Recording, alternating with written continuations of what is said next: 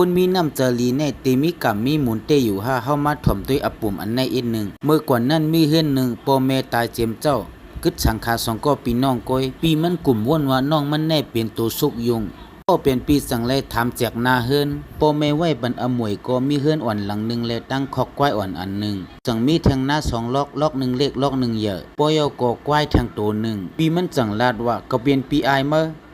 เฮือนและตั้งล็อกหน้าอย่างแน่เป็นตาเก่าเมื่อซ้ำเอาคอกควายและตั้งล็อกหน้าเล็กนั่นควายหาในรู้ตีเฮ็ดหือเมียงกันปีมันจังขึ้นลาดว่าเฮ็ดจังไหนแลเกาตียิบคู่หลังมันเมื่อซ้ำยิบหางมันควายกว่าจอมเผยก็มันเอาเลยน้องมันก็อ่ำจังเฮ็ดจังหือกาเลยถมความปีมันกำเลือนควายนั่นก็จังไรเป็นของปีมันกว่าตอนตานน้องมันเตะ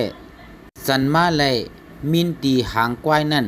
ตัวหนึ่งกวยน้องมันก็เลยตื้อเสียเย่าจังเอามินควายนั่นเสียกว่าดีเฮือนลุงมันถึงเฮือนลุงมันเย่ามันอ่ำตันพังเมียนแลจังเอามินควายนั่นตกกว่าถ้าเมียนมือเป็ดผึกตัวหนึ่งไปมาตั้งนั่นเป็ดนั่นก็จังไรเก็บกิน8มินควายมันกำนันมันใจก็จังไรห้องเสียนให้ลุงมันจังไรออกมาถามลองถามตังมันเย่าลุงมันจังเน็ตโชมันอย่าให้เป็ดในเมื่อเอากว่าเลยมันก็จังไรยินจมลุงมันจังหอบเอาเป็ดนั่นเสียกว่าแทงเฮือนหน้ามันตึกป่วยเป็ดมันลงตึกอ่างต่อยพักดูอยู่จังซ้ำมีมาเลืองลงตัวหนึ่งมากับเอาก็โหเป็ดมันนั่นตายเป็ดกำเหลียวมันใจจังหอบเอาตั้งเป็ดตายนั่นเสียห้องเสียนให้น้ำตาจิงลงอยู่หน้ามันเลยยินเสียงให้เย่าจังเล่นออกมาด้วยเนียนมาโชมันเสียเย่าลาดว่าอย่าให้มาเรื่องตัวไหนเมื่อเอากว่าเลยให้มันเป็นก็เมื่อเสียให้มันเลยมาตัวนั้นมันก็ฮัก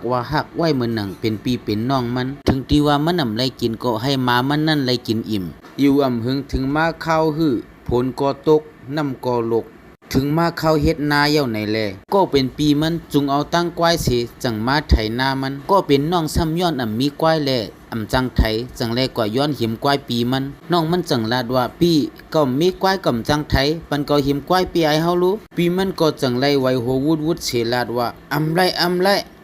ในเป็นควายเกาหลงโปยก็ตัวหนังหน้าเกาตั้มไปไถเย่าน้องมันก็เลยตื้อใจเสียจังไลให้ลงมาตีเฮือนถึงมาตีเฮือนเย่ามาลูบโหมามันเสียถวยเจอลงอยู่เกาได้เฮ็ดหือในไอเหลืองสังบ่หมอไถหน้าแต่ดีลีอยู่ไอ้มันลัดจึงนั้นเย่ามาเหลืองตัวนั่นก็ควันหางมันเสียตีจ้าลัดความกวนมาเย่าอย่าให้มีกว้านเป็นสังก็ไถหน้าอะไรอยู่เมื่อผูกมันจังห้องเอามามันเสียกว่าตีหน้าอยู่เย่าม่วนเมียนเสียอิดมาเหลืองตัวในไถหน้าห้อยมันก็ซื้อไว้ก็ไว้ไทยเอาเก็บหนึ่งกุ้ยสัมปอยเย่ามันใจก็สั่งแรงยินโจมเตะโจมว่ากำนันปีมันเตะจุงก้อยออกคืนมากุ้ยมาหันหน้าน้องใจมันสัมปอไทยเย่าสั่งเลยถามน้องใจมันน้องใจซื้อโยมันนั่นก็อำสึงซิมสังเสียเย่าสั่งเลยลาดในปีมันตั้งเสียงตั้งหมดปีมันสั่งมาวนตัวก้อยเก่าแน่กำหลูกินเยอะกำหลูอบน้ำเกาได้หิมมามันไทยซ้ำตัวก่อนกว่ามันสั่งมาลาดน้องใจมันน้องใจ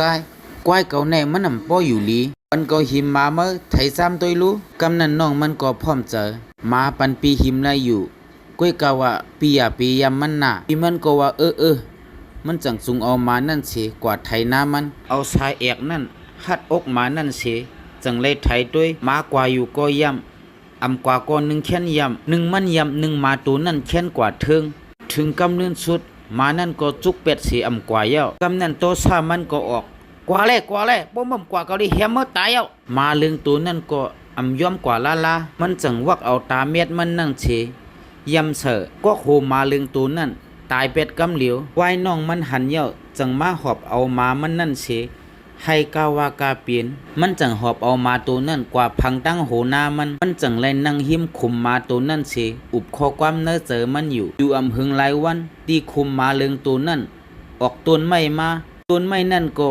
อย่าไว้ว่าไว้เมื่อไม่ต้นนั่นก็โชว์ไว้เต้พอมันเหตุการณ์เฮือเย่ามันก็ใกล้มาลือเตาโฮมไม่นั่นมีอยู่วันหนึ่งมันก็เจอถึงมามันหนามันจังกว่ายิบเอากิ่งไม้นั่นเสียสัน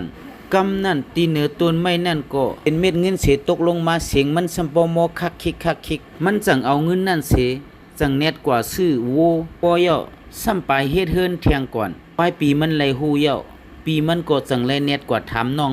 มันก็ไรเสียงซิมลัดในปีมันลองต้นไม้นั่นตั้งเสียงตั้งหมดมันจังเน็ตแดนกว่ายิงน้องมันกว่าเขากิ่งไม้นั่นมีสังสีลองตกมาอยู่เต้มันก็เนียนยินโจมกล้วยกะอันตกลงมานั่นซ้ำเจอเงินเปลี่ยนขี้มาลงเมียนซึ่ง อย่าตกมาเสือหูมันสะบโมปุบปุบปับปับกำนั่นโตซามันก็ออกเสียวจังเลยเอาผ้ามันนั่นกว่าปอมเป็ดเตียบเป็ดต้นไม้นั่นกิ่งมันสังมันก็เตียบเป็ดตั้งเสียงตั้งหมดเสียวลาเย้าก็ออกกว่าผืนน้องมันมาหันต้นไม้มันถูกเตียบมันก็ยินเสียลายหนาจังเลยเอาน้ำมาหดปันเงามันวันว่าปีเตมาอยู่มันจังขึ้นออกมือออกยอดมันจังเก็บเอากิ่งไม้ปอกมือเสือไผ่มันเมียนเหี่ยวตีเฮือนมันซ้ำมีไว้โถเนามันจังเอากิ่งไม้เจอในเฮ็ดเป็นพื้นมันเสีมาโคโถเนามันไว้มันโคสุกเหี่ยวอายมันซ้ำบ่หอมกว่าเสียงอยู่ตีไกลก็แลยินอายมันก็เย็นอ่ำไลแลจังไลกินกว่าอีกหนึ่งพอกินเหี่ยวก็ซ้ำไข่ตดมันนั่นซ้ำอ่ำเหมือนมือกูปอกอายเมนอีกหนึ่งก็อ่ำมีซ้ำไปหอมเมาหอมกวนหิมหอมไลยินเหี่ยวก็ซ้ำบ่เรียนมาตัวอยู่ๆก็มีกวนเอาเงินมาซื้อให้มันตดไว้นั่นเขามันก็ลื้อหลังกว่าเสียงหน้าเฮือนมันจังเลยเตรียมมิกหมายไว้ว่าขายต้นหอมไว้ปีมันเลยหูเย้าเสเกเฮตาไว้นั่นมันจังกว่าลักเอากิ่งไม้อันกองไว้ในสองไผ่น้องใจมันนั่นมาถึงมาเฮือนเย้ามันจังเอาโถเนาลงตั้งหม้อเอากิ่งไม้นั่นเฮ็ดพื้นมันเสอไว้โถเนาสุกเย้าจังเน็ดเอาเสอทงเส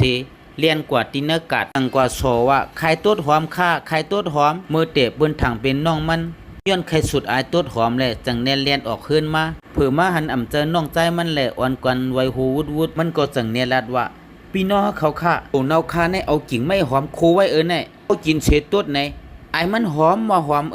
วายมันลัดยาววักเอาโถเนามันนั่นเสียพุกเกาปากมันกว่าถังว่าต้นมันตีหอมเผื่อมันต้นออกมาปุดไอ้มันเหม็นสะโพดหน้าเสียกว่าตายเป็นตัวเย้าคนเจอนั่นก็จังเลยเอาไม่เอาควันเสียลำเหียมมันอยู่เย้า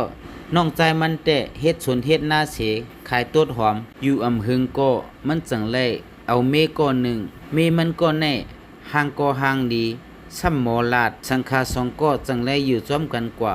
มนซื่อๆอยู่เย้า